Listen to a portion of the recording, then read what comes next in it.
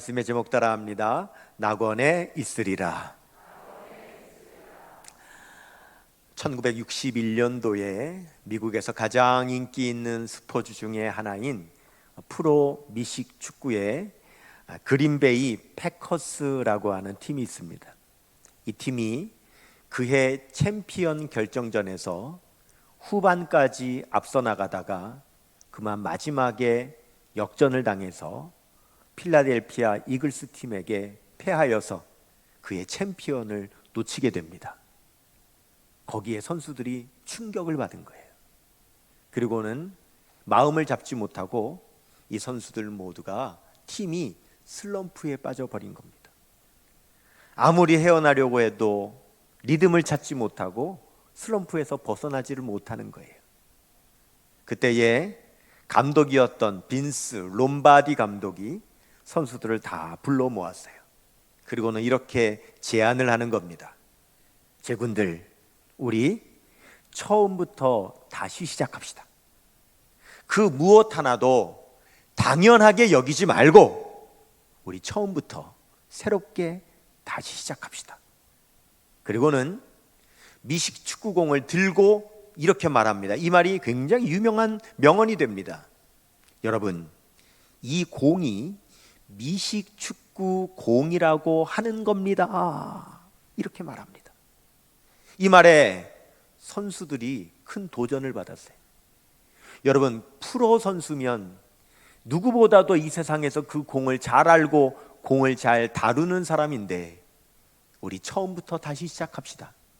그 무엇 하나 당연한 것으로 여기지 말고 처음부터 다시 시작합시다 할 때에 이것이 바로 미식축구 공이라고 하는 겁니다 에서부터 시작했다는 거죠. 그리하여 선수들은 무엇 하나 당연하게 여기지 않았습니다. 그들이 잘 알고 있는 가장 기본적이고 기초적인 것에서부터 다시 훈련하고 연습하기를 시작했습니다. 결국 그들은 슬럼프에서 벗어났고 다음 챔피언 결정전에서 뉴욕 자이언츠 팀을 크게 이기고 그들은 챔피언에 등극을 하게 된 것입니다. 저도 늘 설교하는 사람입니다. 그런데 이 설교도요, 어쩔 때는 준비가 잘 되는데 어쩔 때는 슬럼프에 빠질 때가 있어요. 아무리 준비해도 잡히지가 않는 거예요. 말씀이 잡히지가 않아요. 어떻게 준비를 해야 될지 도대체 풀려지지가 않을 때가 있어요. 그럴 때 저는 32년 전에 신학대학에 들어가서 공부했던 설교학 개론책을 펼칩니다. 그 안에는 아주 기본적이고 아주 기초적인 설교학의 내용들이 있는데 그걸 읽으면서 저의 설교를 처음부터 다시 새롭게 마음가짐을 새롭게 하면서 준비합니다. 그러다 보면 어느샌가 저도 그 슬럼프에서 벗어나고는 하죠. 여러분, 우리가 신앙생활을 오래 하다 보면, 교회도 오래되다 보면 자기도 모르게 슬럼프에 빠질 때가 있어요. 그럼 신앙의 슬럼프는 뭘까요? 요한계시록 2장 4절에 보면 첫사랑을 잃어버린 것이 슬럼프다. 요한계시록 3장 1절에 보면 살았다는 이름은 가졌으나 죽은 것이다. 요한계시록 3장 16절에 내가 차지도 않고 뜨겁지도 않다. 여러분, 우리가 신앙생활을 오래 하다 보면 이런 슬럼프에 빠질 때가 있어요. 그러면 그럴 때 우리는 어떻게 해야 될까요? 여러분, 우리도 처음부터 새롭게 시작해야 될 줄로 믿습니다. 당연하게 여기지 말고, 내가 신앙생활을 오래 했으니 당연하다고 알고 있는 것을 당연하게 여기지 말고 우리도 새롭게 시작해야 될 필요가 있죠. 그러면 무엇부터 시작해야 될까요? 여러분, 천국에서부터 시작해야 돼요. 왜냐하면 우리 예수님께서 이 세상에 오셔서 가장 처음 전하신 복음이 천국 복음이었어요. 마태복음 4장 17절에 보면 이때부터 예수께서 비로소 전파하여 이르시되 회개하라, 천국이 가까이 왔느니라. 우리 예수님은 천국 복음부터 시작하셨기 때문에 우리도 천국부터 새롭게 시작해야 되는 거예요. 당연히 천국 난 너무 잘 안다, 그렇게 여기지 마시고 우리 천국에 대해서부터 새롭게 다시 정립해야 돼요. 천국은 세 가지의 큰 개념이 있어요. 첫 번째는 천국을 장소적인 개념으로 부를 때는 하늘나라라고 부르죠. 하늘에 있는 나라기 때문에. 두 번째, 소유적인 개념으로 부를 때는 하나님의 나라라고 부르죠. 사람의 소유가 아니라 하나님의 소유라는 거예요. 세 번째, 감정적인 개념으로 부를 때는 낙원이라고 부릅니다. 고통스러운 것이 아니라 너무너무 즐거운 곳이다 라고 하는 의미를 담고 있는 거예요. 여러분, 예수님께서 골고다 언덕 위에 십자가에 못 박히셨을 때에 그 골고다는요, 지옥 같은 곳이었어요. 한번 생각해 보세요. 사방에 피가 낭자합니다. 십자가에 못 박힌 죄수들은 온갖 신음소리와 고통의 비명소리를 지르죠. 그의 가족들은 비통하고 슬퍼서 울부짖습니다. 주변의 구경꾼들은 손가락질하면서 비난하고 조롱하고 욕합니다. 그냥 지옥 그 자체가 골고다예요. 심지어 예수님께서 못 박히셨을 때 그 양쪽에 못 박힌 강도들이 있었는데 그 강도들조차도 함께 예수님을 조롱했습니다. 욕했습니다. 마태복음 27장 44절 보십시오. 함께 십자가에 못 박힌 강도들도 어떻게 해요? 이와 같이 욕하더라. 십자가에 못 박힌 강도들도 둘이 같이 욕을 했어요. 그런데 그러다가 그 두 강도 중에 한 강도에게 심경의 변화가 일어나죠. 이 심경의 변화가 일어난 강도는 여전히 계속 욕하는 반대편에 있는 그 강도를 향하여서 꾸짖습니다. 여러분, 오늘 본문 누가복음 23장 40절 41절 한번 읽어볼게요. 시작.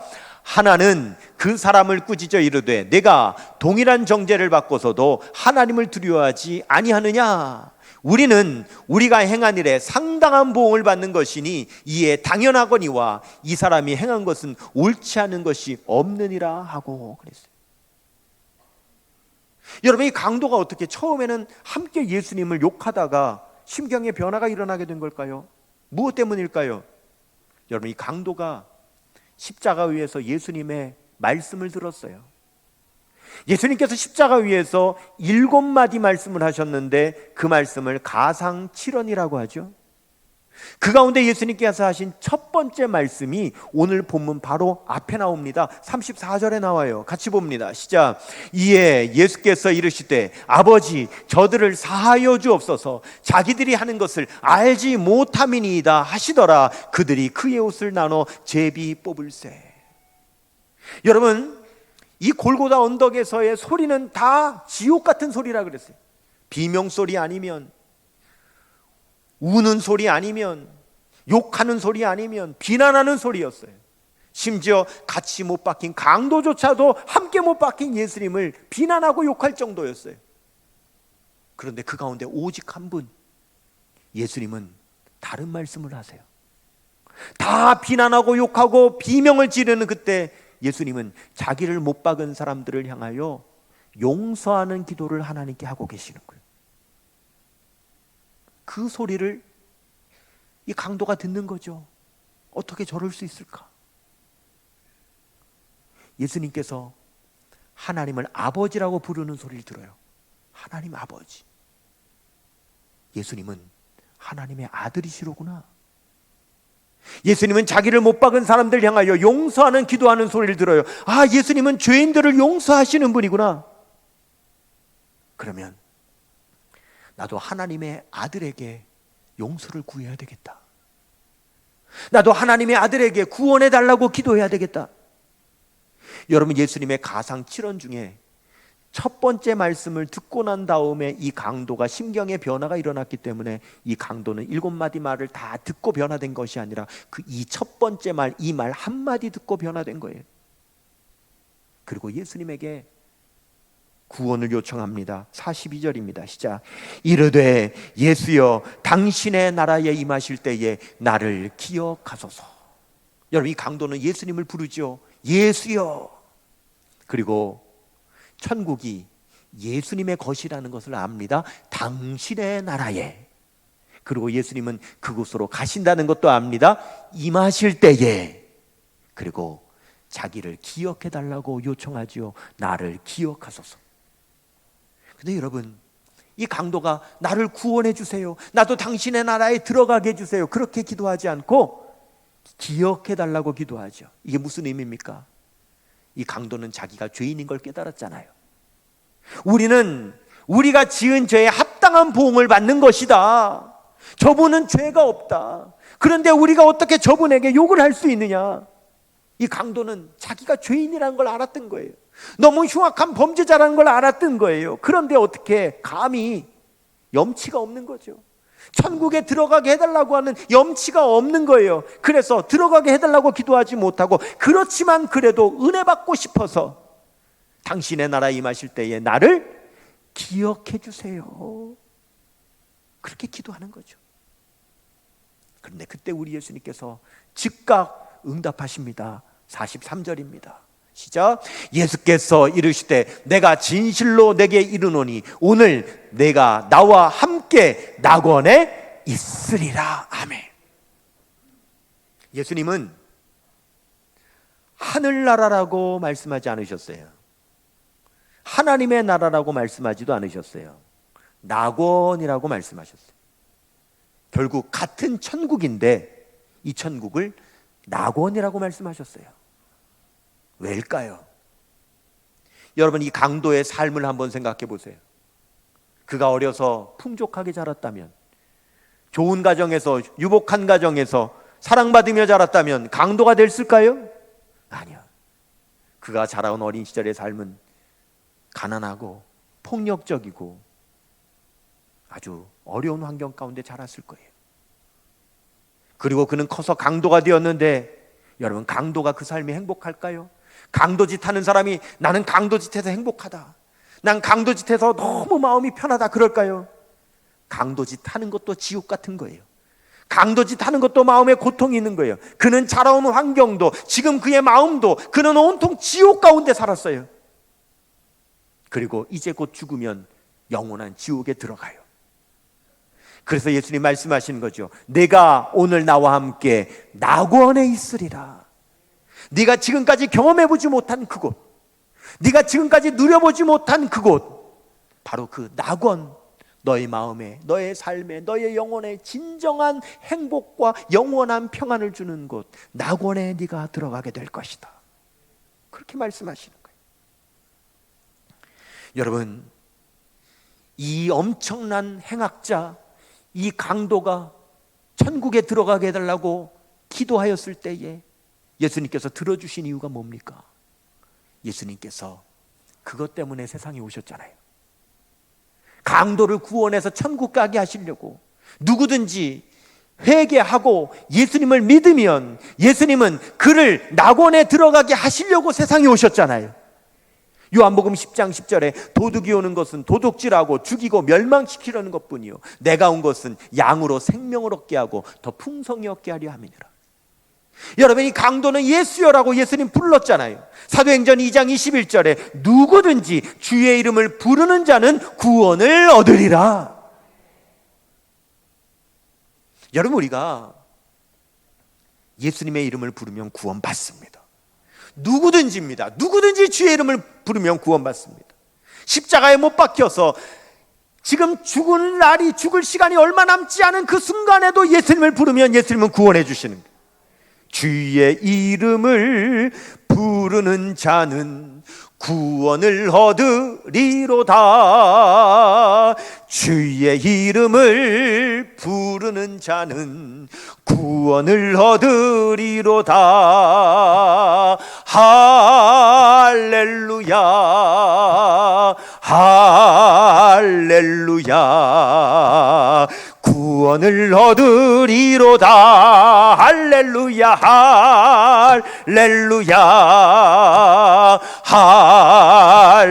할렐루야. 구원을 얻으리로다. 할렐루야. 믿습니까? 여러분, 우리는 강도와 다르다고 생각하면 안 돼요. 나는 저 강도와 달라. 저는 죄인이지만 나는 아니야. 저는 행악자지만 나는 그런 악을 행하지 않았어. 저하고 나는 달라. 여러분, 그렇게 생각하지 마세요. 다를 거 하나 없습니다. 나를 강도로 여겨야 돼요. 저 강도나 나나 다를 바가 없는 죄인이라는 사실을 깨달아야 돼요. 그래야 우리는 회개할 수 있어요. 그래야 예수님의 이름을 부를 수 있어요. 그래야 우리도 천국에 들어가게 해달라고 기도할 수 있어요. 저 도적 같은 이 몸도 죄 씻기 원하네. 저 도적 같은 이 몸도 강도와 내가 다를 바가 없다라고 여길 때에 이 죄 씻기 원합니다. 나도 구원받기 원합니다. 우리가 하나님 앞에 천국을 구할 수 있게 되는 줄로 믿습니다.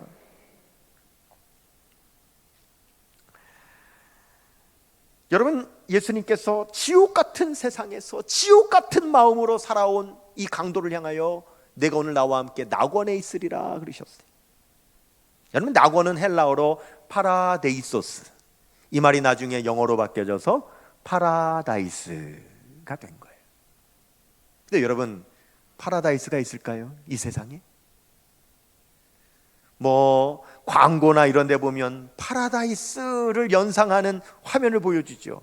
사람들이 생각하는 파라다이스는요, 새파란 하늘에 그냥 해변 모래사장이 쫙 펼쳐진 곳에 야자수가 하나 싹 있고 그 그늘에 딱 누워가지고 오렌지 주스 한 잔 딱 마시는, 뭐 이런 걸 파라다이스라고 하죠. 여러분, 그런 것은 파라다이스가 아닙니다. 이 세상에 파라다이스가 있을까요? 진정한 낙원이 있을까요? 1516년 토마스 모라고 하는 사상가가 유토피아라고 하는 곳을 말했습니다. 유토피아는 섬이에요. 여기는 한 10만 명 정도 사람이 살고 있는데 거기 사는 사람들은 모든 일을 다 함께 의논해서 평화적으로 결정해요. 왕이 있기는 하지만 폭군인 왕은 전혀 없어요. 그리고 돈이 필요 없습니다.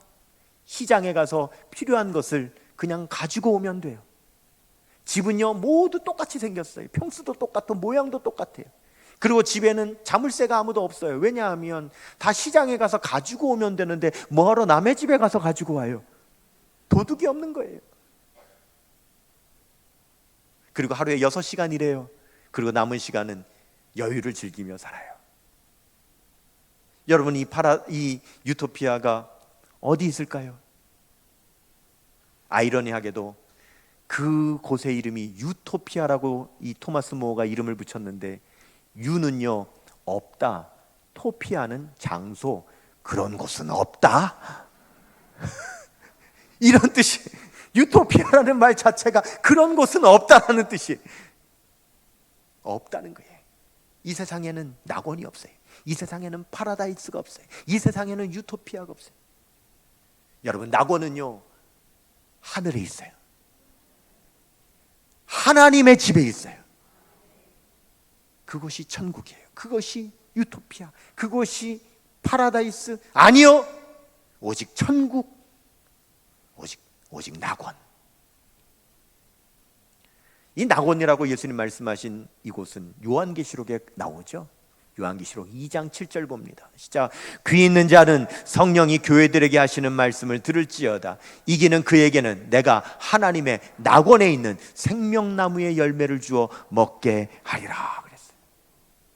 그러면 이 낙원, 예수님께서 재림하셔서 우리와 영원히 함께 사실 때 거하게 되는 그 장소, 그리고 우리가 이 세상을 떠나 주님의 품에 안기게 되면 있게 되는 바로 그 장소, 이 낙원은 어떤 곳입니까?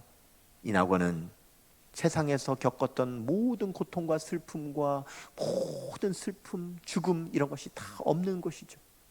요한계시록 21장 4절입니다. 시작. 모든 눈물을 그 눈에서 닦아주시니 다시는 사망이 없고 애통하는 것이나 곡하는 것이나 아픈 것이 다시 있지 아니하리니 처음 것들이 다 지나갔음이러라. 아멘. 우리의 신앙은 여기에서부터 시작해야 돼요. 천국을 아는 데서부터, 천국을 믿는 데서부터, 천국을 소망하는 데서부터, 천국에 들어가고 싶은 그런 열정으로 우리 주님 앞에 구하는 것에서부터, 그리고 천국의 복음을 전하는 데서부터 우리의 신앙은 새롭게 시작해야 돼요. 몇 년 전이에요. 코로나가 오기 전입니다. 제가 한 번은 서울을 갈 일이 있었어요.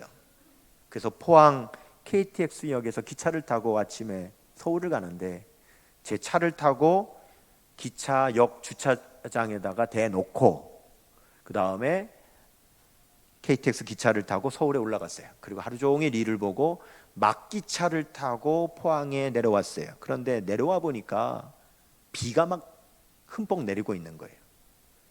아침에 올라갈 때만 해도 포항은 맑았고 서울에도 비가 안 왔어요. 그래서 모르고 있었는데 밤에 포항을 도착하니까 비가 내리고 있는데 엄청나게 쏟아지고 있어요. 근데 제가 우산이 없잖아요. 그리고 우산 파는 데도 없어요. 근데 주차장이 멀어요. 주차장이 가까운 주차장도 있고 먼 주차장도 있는데 먼 주차장이 싸요. 왜냐하면 거기는 장기로 대는 사람들에게 그냥 5,000원만 받는 주차장이에요. 가까운 주차장은 시간 이렇게 요금이 올라가는 곳이고, 그러니까 저처럼 하루 종일이나 뭐 며칠 있는 사람은 먼 주차장에다 대놓는다고요. 그래서 제가 먼 주차장에다 대놨어요. 근데 거기까지 비를 맞고 가다가는 흠뻑 다 젖을 판이에요. 그래서 이걸 어떻게 하나 하고 있는데 둘러보니까요, 저 앞에 버스 정류장에, 그 버스 정류장이 바로 앞에 있는데 버스 정류장까지는 이렇게 비를 막는 가림막이 다 돼 있습니다. 근데 그 버스 정류장에 머리가 하얗신 한 신사분이신데, 정장을 딱 입고 계신 신사분이 우산을 가지시고는 버스를 타려고 기다리고 계시는 거예요. 그래서 제가 그 어르신에게 가서 아이고 저 실례합니다 어르신, 인사를 드리고는 저 죄송한데 제가 지금 차가 저 주차장에 있어서 제가 우산이 없어서 그러는데, 어르신 만약에 어르신 우산을 저하고 같이 쓰고 제 차 있는 데까지만 같이 가주시면 어르신 제가 제 차로 댁까지 모셔다 드리겠습니다. 어떠십니까? 여러분 아이디어 괜찮지 않아요? 그러니까 어르신이 점잖으신 분이시더라고. 아유 좋다고 그러는 거예요. 그래서 그 어르신하고 우산을 같이 쓰고 주차장까지 가는데 가는 도중에 깨달았어요. 내가 큰 실수를 했다. 어르신을 그냥 거기 두고 우산을 저 혼자 빌려가지고 저 혼자 차에 가서 차를 타고는 그 차를 다시 돌려서 어르신 있는 데까지 와서 태우고 가면은 될 걸, 이 두 남자가 우산 하나를 쓰고 주차장까지 가는 도중에 둘이 비를 다 맞는 거예요. 그래서 둘이 다 젖어버린 거예요, 흠뻑 이게. 그러니 괜히 이 어르신 거기서 버스 타고 가시면 비 안 맞아도 되실 분을 제가 그냥 비를 흠뻑 젖게 만들어버린 게 돼버린 거예요. 이 실수했다, 그 생각이 늦게 든 거죠. 그래서 이분이 그냥 쫄딱 젖으신 거예요. 저도 쫄딱 젖고. 그래서 차를 타는데 너무 죄송하잖아요. 그래서 아이고 어르신, 아이고 이거 괜히 그냥 저 때문에 어르신도 그냥 비를 다 맞고 젖었네요. 아이고 너무 죄송합니다. 이러고 이제 그 댁 앞에 도착을 했어요. 이제 주택에 사시더라고요. 그래서 내려드리는데도 너무 죄송하잖아요. 그래서 아유 어르신 죄송해서 어떡해요. 너무 죄송합니다. 그랬더니 너무 좋으세요 이분이. 그래서 아유 괜찮다고, 그냥 옷은 세탁하면 된다고, 걱정하지 말라고, 그리고 아유 늦었으니까 빨리 가라고 그러세요. 그래서 아유 죄송합니다 하고 돌아왔는데 그날 밤 잠이 옵니까? 저 때문에 괜히 그 어르신 버스 타고 갔으면 안 젖을 어르신이 그냥 저 때문에 흠뻑 젖어버렸잖아요. 그래서 아유 너무 미안해가지고 이게 견딜 수가 없어서 다음날 오전에 그 댁에 찾아갔어요. 제가 그 집 앞에 내려드렸으니까 집을 알잖아요. 그래서 음료수 들고 그 다음에 제가 세탁비까지 봉투에다가 이렇게 넣어가지고는 찾아갔어요. 찾아가서 어르신, 내 간밤에 모셔다 드린 사람입니다. 아유 어르신 저 때문에 그냥 옷도 젖으시고 또 하셔가지고 너무너무 죄송합니다. 제가 너무 죄송해서 그냥 이렇게 인사드리려고 왔습니다 하고 음료수도 드리고 봉투도 내밀고, 그냥 봉투 잘 안 받으려고 그러시죠. 됐다고 그러세요. 참 점잖으신 신사세요. 근데 그분이 이제 젊은이가 그렇게까지 예의 바르게 하니까 이분이 마음이 좋으셨던 거예요. 그래서 차 한잔 하라고 집으로 안내해서 거실에서 이렇게 같이 차를 한 잔 마시는데, 가만히 얘기를 나누다 보니까 이분이요 제가 이렇게 외워서 하는 얘기는 이렇게 뭐가 들리면 자꾸 끊기니까 여러분 좀 신경 써주시면 좋을 것 같아요. 네, 제가 어디까지 얘기했죠? 차 마시는 데까지 얘기했죠. 차를 마시다가 얘기를 나눠보니까 이분이 예수를 안 믿으시는 분이더라고요. 그래서 거기서 어르신 제가 사실은 목사입니다. 여기 제가 목사인데 어르신 예수 믿으시죠? 네, 교회 나오시죠? 그랬더니 이분이 흔쾌히 나오겠다 그러는 거예요. 예수 믿겠다 그러는 게 흔쾌히 나오겠다고. 그래서 너무 감사하다고 꼭 나오시라. 그래 다음 주일부터 교회를 나오신 거예요. 그 교회를 몇 달을 나오셨어요. 몇 달을 주일 안 빠지고 잘 나오시는데 그만 코로나가 터져버린 거예요. 그런 이분이 어르신이시지 본인이 기저질환이 있다 그러시지. 아니 그때는 왜 우리 성도들도 교회를 못 나오는 판이니 이분이 못 나오시죠. 나 교회 못 나가겠다고. 그렇게 해서 1년을 못 나오고 2년을 못 나오고 올해 3년째 못 나오시는 중에 제가 이제 포항을 떠나온 거잖아요. 그러니까 그분을 생각하면 너무 안타까운 거예요. 그분이 몇 달 교회 나오셨어요. 태어나서 처음으로. 그리고는 3년을 교회를 안 나오셨다고요. 그런 이분이 앞으로 어떻게 될 줄 알아요. 여러분 이분은 어떻게 교회 나오시게 됐습니까? 흠뻑 젖어서 교회 나오시게 됐잖아요. 제가 지금도 그분 생각하면 그분 예수 믿으셔야 되는데 구원 받으셔야 되는데 천국 가셔야 되는데 이 마음이 너무 안타까운 거예요.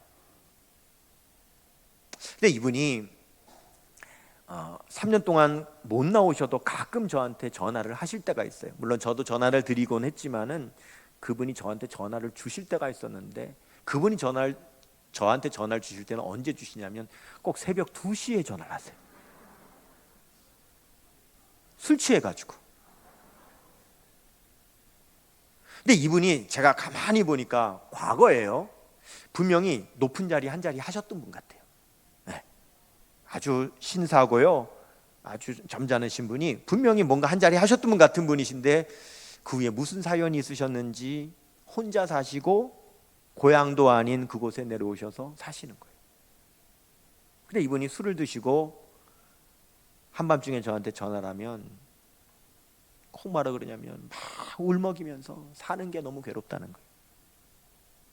자기 사는 게 지옥 같다는 거예요. 그리고 막 그냥 넋두리를 하시는 거예요. 기억도 못하는 거죠. 본인의 술주정이니까. 그리고 전화를 끊고요.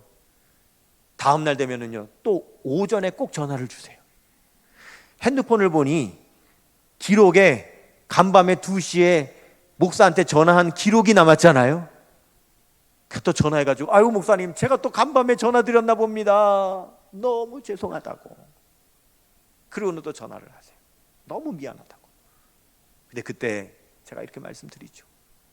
어르신 그건 아무것도 아닙니다. 괜찮습니다. 그게 중요한 게 아닙니다. 어르신 꼭 예수님을 영접하셔야 됩니다. 꼭 어르신 교회 나오셔야 됩니다. 어르신 꼭 천국 가셔야 됩니다. 지금 어르신에게는 그게 가장 중요합니다. 어르신 죄송한데요 간밤에 어르신이 전화하시면 저한테 뭐라고 하시는 줄 아세요? 사는 게 지옥 같다고 하세요. 이 세상에 사는 삶도 지옥 같으신데 죽어서 지옥 가시면 안 되시잖아요. 그러니까 어르신 꼭 예수 믿으세요. 꼭 구원 받으세요. 꼭 천국 가셔야 돼요. 교회 나오셔야 돼요. 여러분 예수 믿으세요. 여러분 예수 믿으세요. 당연하게 여기지 마세요. 나더러 주여 주여 하는 자마다 다 천국에 들어가는 것 아니라고 하셨어요. 2사람이 함께 맷돌 가다가 2사람이 함께 밭을 갈다가 한 사람 가고 한 사람 남을 수 있다고 하셨어요. 당연하게 여기지 마세요. 교회 오래 다녔다고 당연하게 여기지 마세요. 반드시 회개해야 됩니다. 저 강도와 내가 다를 바 없다고 우리 죄를 반드시 회개해야 됩니다. 그리고 예수 그리스도를 인격적으로 구주로 영접하셔야 됩니다. 그리고 천국에 대한 소망을 가지셔야 됩니다. 우리가 너무 세상 일에 바빠서 땅의 것을 생각하느라 우리가 하늘의 소망을 잊어버리고 살 때가 많습니다. 그리고 우리 천국 복음 전해야 됩니다. 일제시대 우리나라가 제일 처음 전한 복음은 예수 천당 불신 지옥이었어요. 우리나라 기독교 한국 초기에 유명한 전도자였던 최봉성 목사님은 늘 예수 천당 불신 지옥 복음 전하다가 일본 순사한테 붙잡혀서 고문을 당할 때에 매를 맞을 때마다 신음소리가 튀어나오는 것이 아니라 예수 천당, 고문을 당할 때마다 불신 지옥. 순사가 묻습니다. 어떻게 매를 맞으면서도 예수 천당, 어떻게 고문을 당하면서도 불신 지옥이냐? 그때 최봉성 목사님 말하기를, 내 안에 예수 천당 불신 지옥 복음으로 가득 차 있는데 때리면 나올 게 그것밖에 더 있냐고. 여러분, 예수 천당 불신 지옥이 이 시대에 부끄러운 복음이 돼서는 안 됩니다. 현대가 세련되어졌다고, 우리가 그런 복음 전하면 교회가 유치한 거라고. 아니요. 여러분, 그래도 천국은 있습니다. 그래도 천국은 가야 됩니다. 지옥 가면 안 됩니다. 우리의 사랑하는 가족들 구원해야 됩니다. 우리 교회 천국 복음으로 시작해야 됩니다.